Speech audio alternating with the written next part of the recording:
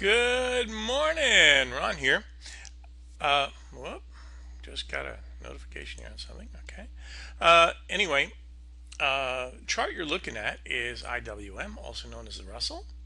And what's really interesting about this chart is there's a very old time pattern here that I personally don't use, but I find it interesting. And this is called an island, a possible island reversal. So when prices go up for a considerable period of time and then gap up and then kind of hang out at that higher level and then kind of gap down and keep on going down, that would be considered an island reversal. And some people would find that very interesting for labeling this a turning point.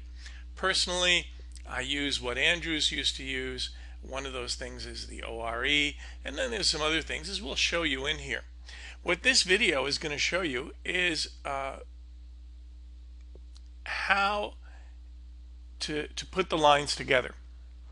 Okay.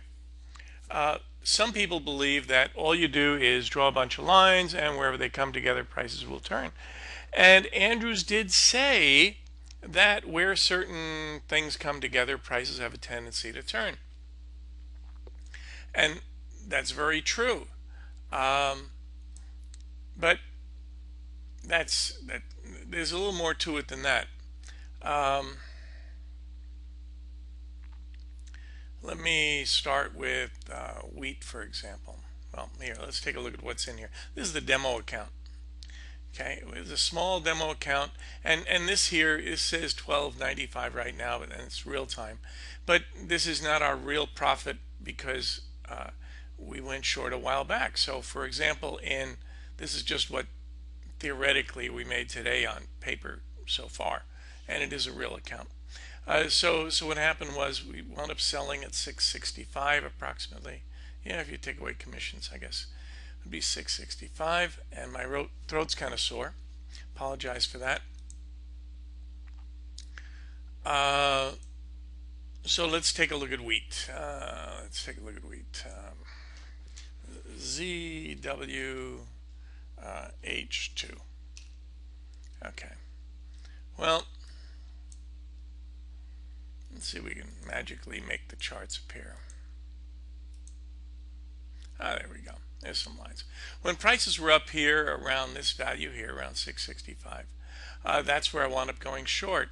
And the reason was because there was a confluence which gave a confluence of lines, and this confluence of lines, interesting, and it was 3 lines altogether, gave me a very unique pattern, and prices came up right to here, to that confluence of lines, and this gave me a unique textbook pattern. I happen to call the Reinhardt star, and down she's been going ever since.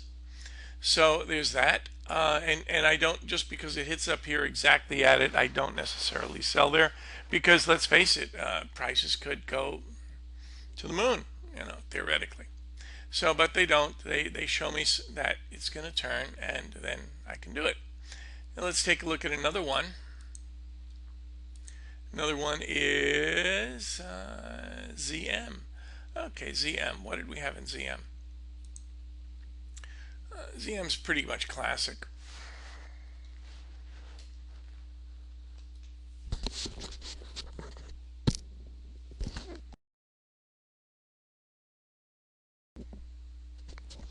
ZM is nice, classic pattern. And in here we noted there was a double EP, but truth be told, it was not just that, it was actually a 2, 4, 6, and the other one was an 8, right? Okay, so it was a 2. So this is what we had here, and this is simply a numerical code that we put out to, and course members that have participated in our survey can understand it. And what it does is it also gives them a heads up as to when one or more of their favorite indicators is on this chart. Okay, and in this one here we also had a double pattern of an EP and an SEP, and so wound up selling this guy here, and that's what she's done ever since. Okay, but that's not all. So we're not just looking for lines that come together. Remember, we're looking for patterns. So here we had the we had the we had a number of things, including the golden pivot rule in this one here. So and that the golden pivot rule is covered in the manual. It's not covered in any of our videos that course members get to see, and I find it's extremely useful to help me determine a turning point, but I don't use it by itself. Let me show you. What's another goodie? Yes, CBOE. This one is beautiful. Okay, when we had about this much data here, we had the Janish golden pivot rule kick in. We had an OR kick in here. We had the Janish golden pivot rule kick in. And then we had something called a BBK kick in. And at this point here, I knew I had my B, and all prices had to do was go up for a K and that kind of good stuff. So let's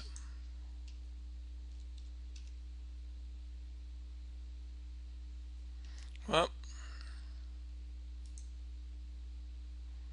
I just screwed that up. Let's try this again. Here we go. There we go.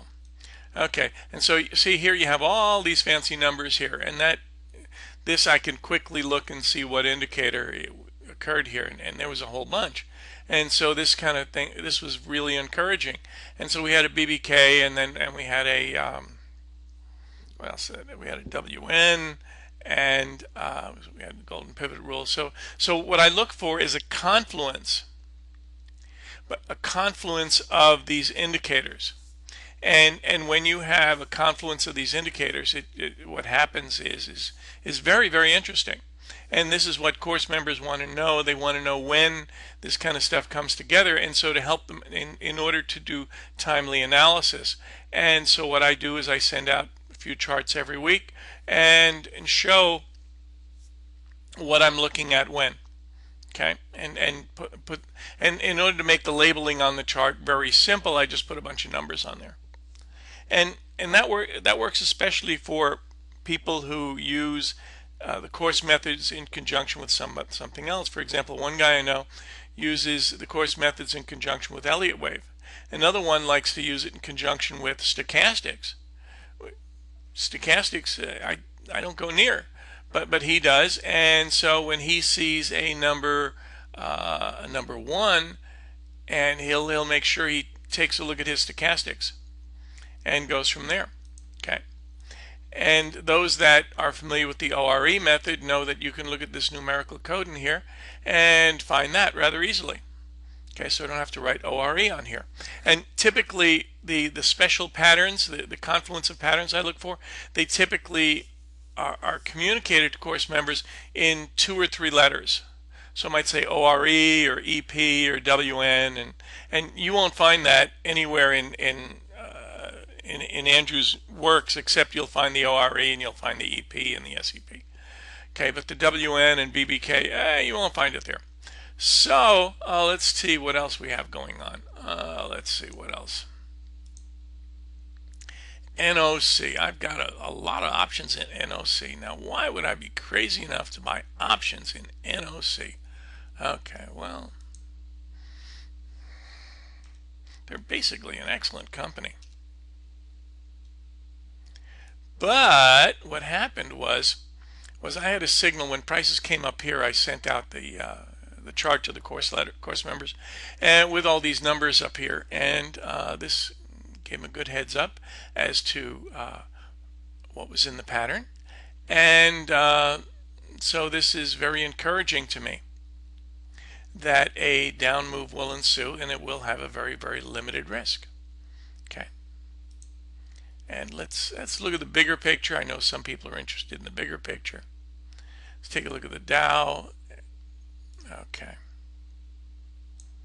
So in the Dow, we have an ORE up here, and we have these indicators here. So we do have a confluence of things going on in the Dow, and if we do get a down move in here, as this island reversal thing in IWM suggests, that would be very interesting. Okay, so I thank you for your time and see you next time.